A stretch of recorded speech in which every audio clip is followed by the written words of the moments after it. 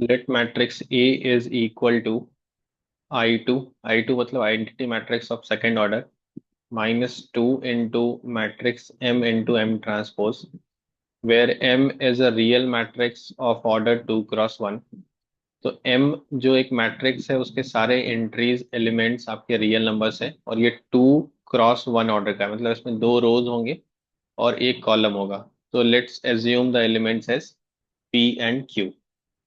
अब दो रिलेशन है हमारे पास। एक ये है कि M transpose into M is equal to I 1, और दूसरा कि A is equal to I 2 - 2 into M transpose. पहले ये वाला यूज कर लेते हैं, एम ट्रांसपोज इंटू एम। ये कितना आ जाएगा आपका? ये मैट्रिक्स अगर एम है तो एम ट्रांसपोज हो जाएगा पी और क्यू। इसका ऑर्डर आपके पास क्या है? 2 क्रॉस 1, तो इसका ऑर्डर हो गया आपका 1 cross 2 multiplied by matrix M which is of order 2 cross 1। तो ये जो प्रोडक्ट मैट्रिक्स होने वाला है उसका ऑर्डर क्या रहेगा आपके पास? 1 क्रॉस 1। 1 क्रॉस 1 इसका ऑर्डर हो जाएगा।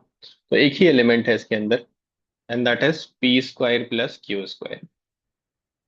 और अकॉर्डिंग टू द क्वेश्चन ये किसके बराबर है? आई 1 के बराबर है, मतलब identity matrix of first order, which means this matrix has only one element 1। तो यहां से आपके पास एक रिलेशन आ गया, P square plus Q square is equal to 1। Okay, then we will go for this relation कि मैट्रिक्स ए आपके पास है I2 - 2 into M transpose. Let's simplify this. I2 मतलब identity matrix of second order 1001। 2 is 2, matrix M को आप लिख लीजिए। तो मैट्रिक्स एम आपका क्या हो जाएगा? P Q, order is 2 cross 1, and P transpose is M transpose is of order 1 cross 2।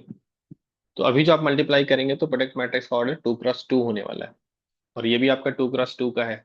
तो 1001 इसको एज इट इज रख लीजिए। -2 टाइम्स पहला एलिमेंट क्या हो जाएगा आपके पास? P square. दूसरा element P into Q, P Q, then Q P and Q square. तो ये मैट्रिक्स ए हो गया आपके पास। अब आपके पास क्या गिवन है? एक इक्वेशन है, A X is equal to lambda X holds for some non zero real matrix X of order 2 cross 1। तो मैट्रिक्स ए है, मल्टीप्लाइड बाय एक्स है, is equal to lambda times X है।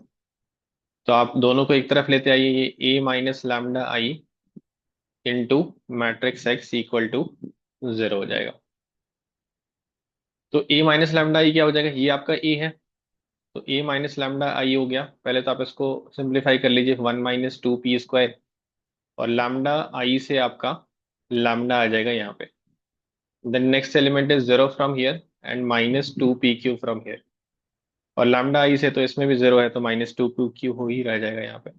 Similarly यहाँ पे भी -2 P Q हो जाएगा, and the element on the last place will be 1 - 2 q² minus lambda. ये a माइनस लैम्डा आई हो गया। मैट्रिक्स x एक वेरिएबल मैट्रिक्स है, इसको आप x और y इसकी एंट्रीज को ले लीजिए। तो ये आपके पास कैसा हो गया? System of linear equation in two variable, और ये होमोजीनियस सिस्टम ऑफ इक्वेशन है क्योंकि आपके राइट साइड की वैल्यू 0 है। तो होमोजीनियस सिस्टम ऑफ इक्वेशन में नॉन जीरो सॉल्यूशन तब आता है जब वो डिटर्मिनेंट वैल्यू 0 होता हो। तो इसका मतलब ये डिटर्मिनेंट वैल्यू आपका 0 होना चाहिए, तभी ये नॉन जीरो सॉल्यूशन आपको मिल पाएगा। तो equate this determinant value to 0।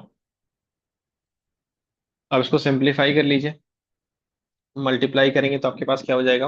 1 - 2 P square minus lambda multiplied by 1 - 2 Q square minus lambda, and this will be 4 P Q, and this is equal to, I think 4 P square Q square हो जाएगा।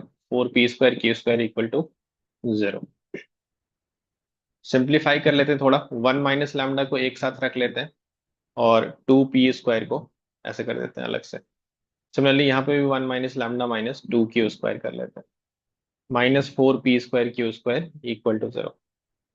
आप इसको 1 - lambda को 1 - lambda से multiply कर लीजिए, तो 1 - lambda का होल स्क्वायर हो गया। देन यहाँ का 1 - लैम्डा मल्टीप्लाइड बाई 2q², तो 2 1 - लैम्डा कॉमन q² यहाँ से आ गया। सिमिलरली इसको मल्टीप्लाई करेंगे तो p² आपका आ जाएगा। And the last one is -2p² multiplied by -2q², 4p²q²। और ये टर्म तो आपका अलग से है ही है, तो इससे बेनिफिट आपको क्या मिलेगा कि ये दोनों टर्म आपके कैंसिल हो जाएंगे। These two terms will cancel out. और इनिशियली आप देखेंगे तो p² + q² की वैल्यू 1 आपके पास आई थी, right. Let's use this p² + q² equal to 1।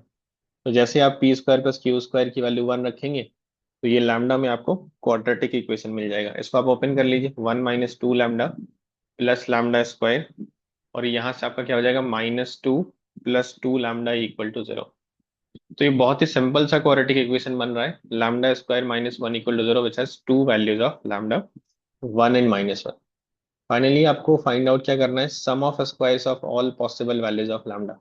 तो एक पॉसिबिलिटीज 1 थी, दूसरी पॉसिबिलिटीज -1 है, स्क्वायर करके ऐड करेंगे तो 2 इसका आंसर होना चाहिए। Yes, 2 is the answer given for this question.